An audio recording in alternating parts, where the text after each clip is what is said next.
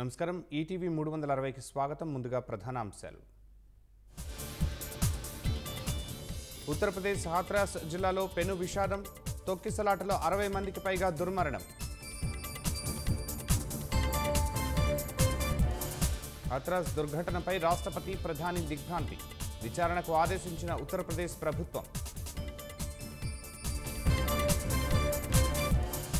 దేశ ఆర్థిక వ్యవస్థను 5వ స్థానానికి తెచ్చామన్న ప్రధాని. 10 ఏళ్లలో అవినీతిపై ఉక్కుపాదం మోపామన్న మోదీ.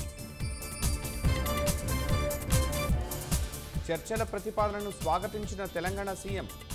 ఈ నెల 6న ప్రజాభవన్లో భేటీకి చంద్రబాబుకు ఆహ్వానం. నూతన ఇసుక విధానాన్ని రూపొందించాలన్న చంద్రబాబు. నిర్మాణ రంగానికి తక్షణమే అందుబాటులోకి తేవాలని ఆదేశం. పంచాయతీలను జగన్ నిర్వీర్యం చేశారన్న పవన్ కళ్యాణ్. సౌకర్యాల కల్పనకు నిధులు లేకుండా చేశారని మండిపాటు. పట్టిసీమ నుంచి రేపు కృష్ణా డెల్టాకు నీటి విడుదల. సాగునీటి సమస్య లేకుండా చూస్తామన్న మంత్రి నిమ్మల. ఛత్తీస్గఢ్ నారాయణపూర్ జిల్లాలో భీకర ఎన్కౌంటర్. భద్రతా బలగాల కాల్పుల్లో 11 మంది మావోయిస్టులు మృతి.